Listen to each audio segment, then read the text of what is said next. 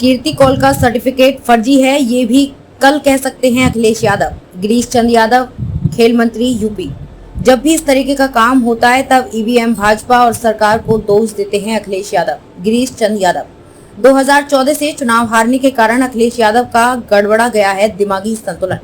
UP Vidhan Parishad के उपचुनाव के लिए समाजवादी पार्टी की तरफ से आदिवासी प्रत्याशी कीर्ति कौल का पर्चा खारिज हो गया है। इसकी वजह है उनकी आयु अर्हता से 2 वर्ष कम निकली। विधान परिषद सदस्य के निर्वाचन के लिए आयु की अर्हता कम से कम 30 वर्ष होनी चाहिए, जबकि कीर्ति कौल की उम्र उनके द्वारा दाखिल सर्टिफिकेट के अनुसार 28 वर्ष निकली। इससे जहां समाजवादी पार्टी को बड़ा झटका लगा है, वहीं भाजपा के 2 उम्मीदवारों के विधान परिषद पहुंचने का रास्ता भी साफ हो गया। इसी को लेकर यूपी सरकार में खेल मंत्री गिरीश चंद यादव ने अयोध्या में समाजवादी पार्टी और अखिलेश यादव पर जमकर कटाक्ष किया। उन्होंने कहा कि जिसको इस बात का पता ही ना हो कि उम्र की सीमा क्या है, कितने उम्र तक का पर्चा भरा जा सकता है, ये सब नकारात्मक सोच की वजह से हुआ है। जब समाजवादी पार्टी की सरकार थी तब भी सारे नियमों कानूनों की धज्जियां उड़ाकर काम किया गया। अखिलेश यादव कल ये भी कह सकते हैं कि सर्टिफिकेट भी फर्जी बनवाया गया। जब भी ऐसी कोई बात होती है वो ईवीएम भाजपा और सरकार को दोष देते हैं। 2014 से वो लगातार चुनाव हारते आ रहे हैं, इसलिए उनका दिमागी संतुलन गड़बड़ा गया है। दिग्गज लोग होना भी बड़ी बात नहीं है, सोच और समझ होना सबसे ज्यादा जरूरी होता है। और जिसको इस बात का पता ही नहीं कि उम्र की सीमा क्या है, कितनी उम्र तक का पर्चा भराया जा सकता है, अगर हमारे अंदर सिर्फ सोच नकारात्मक रहेगी तो फिर हम उससे जो नियम कानून हैं उसको भी हम ताक पर रख कर काम करेंगे। समाजवादी पार्टी जब सरकार और सत्ता में थे तो सारे नियमों कानूनों की धज्जियां उड़ाकर काम किए हो सकता है। अखिलेश यादव कल ये भी बयान दें कि सर्टिफिकेट भी फर्जी बन गया, और क्योंकि बार बार कहते हैं कि ईवीएम खराब हो गई, ये हैक कर लिया गया, तब जब चुनाव हारते हैं और ऐसी भी कोई बात होती है तो बीजेपी पर दोष देते हैं और सरकार पर दोष देते हैं। इस बात का उनको अध्ययन करना चाहिए था कि किसको हम चुनाव मैदान में उतार रहे हैं, उसकी आयु सीमा क्या है, अर्हता क्या है, उसमें आयु सीमा का क्या क्या निर्धारण है। एक तरह से यह कहा जा सकता है कि सोच समझ न होने के कारण जनता का विश्वास उठ गया, और जब जनता का विश्वास उनसे उठा है और एक तरह से कहा जाए जब उनको राजनीति में उनका पदार्पण हुआ, संवैधानिक पद पर मुख्यमंत्री पद, तब से लगातार वो चुनाव हार रहे हैं। आप देख लीजिए 2014 में लोकसभा का चुनाव हार गए, उनके मुख्यमंत्री रहते हुए जिला प्रशासन उनके हाथ में था, शासन पूरा उनके हाथ में था, तब भी चुनाव हार गए। और 2017 में मुख्यमंत्री रहते हुए चुनाव हार गए, 2019 में भी हारे, 2022 में भी हारे। उनका हमेशा हार से ही सामना पड़ा, इसलिए उनका दिमागी संतुलन गड़बड़ा गया है। शैक्षिक योग्यता हो, अर्हता हो, उसको भी ध्यान में न रखकर कोई पर्चा दाखिल नहीं कराता।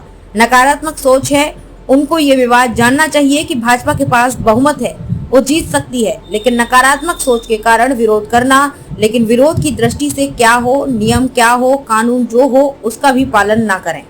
देखिए, दिग्गज लोग होना बड़ी बात नहीं है, उनकी सोच और समझ होना सबसे ज्यादा उपयोगी होता है। तो जिसको इस बात का पता ही नहीं है कि उम्र की सीमा क्या है, कितनी उम्र तक का पर्चा भराया जा सकता है, सिर्फ नकारात्मक अगर सोच हमारे अंदर रहेगी तो फिर हम जो उसके नियम कानून हैं उसको भी हम ताक पे लड़के काम करेंगे। और जब समाजवादी पार्टी क्या पर जब सरकार और सत्ता में थे तो उन्होंने सारे नियमों कानूनों के हर समय धज्जिए उड़े और धज्जिए उड़ाकर काम किए हैं। तो हो सकता है अखिलेश यादव कल ये भी बयान दे सकें कि वो सर्टिफिकेट भी फर्जी बन गई जो है, और क्योंकि कहते हैं बार बार ये बात कहते हैं कि ईवीएम खराब हो गई, ईवीएम में हैकिंग कर लिया। तो जब चुनाव हारते हैं या कोई ऐसी बात होती है तो वो बीजेपी पर दोष देते हैं और सरकार पर दोष देते हैं। तो इससे आप देख सकते हैं कि इस बात को उनको अध्ययन करना चाहिए था कि हम जिसको चुनाव मैदान में ला रहे हैं उसकी आयु सीमा क्या है, विधान परिषद के लिए अर्हता क्या है, उसमें आयु सीमा क्या क्या निर्धारण है। तो इस तरह से आप देख सकते हैं कि उनका मतलब एक तरह से कहा जाए कि सोच समझ न होने के कारण जनता का विश्वास उठ गया, और जब से जनता का विश्वास उनसे उठा है, और एक तरह से कहा जाए जब उनको राजनीति में उनका पदार्पण हुआ संवैधानिक पदों पर, एक तरह से कहा जाए कि मुख्यमंत्री पद की उन्होंने शपथ लिया, तब से लगातार तो हार रहे। आप देख लीजिए कि 2014 में लोकसभा का चुनाव हार गए, उनके मुख्यमंत्री रहते हुए जिला प्रशासन उनके हाथ में था, प्रशासन पूरा हाथ में था, तब भी चुनाव हार गए। और फिर 2017 में मुख्यमंत्री रहते हुए चुनाव हुआ, चुनाव हार गए जो है, 2019 में भी हारे, 2022 में भी हारे। तो उनको अब हर चीज का हार का ही सामना पड़ा है, तो इसलिए उनका दिमागी संतुलन गड़बड़ा गया, एक तरह से कहा जाए कि वो जो शैक्षिक योग्यता हो, जो अर्हता हो, उसको भी ध्यान में न रखकर पर्चा दाखिल करा था।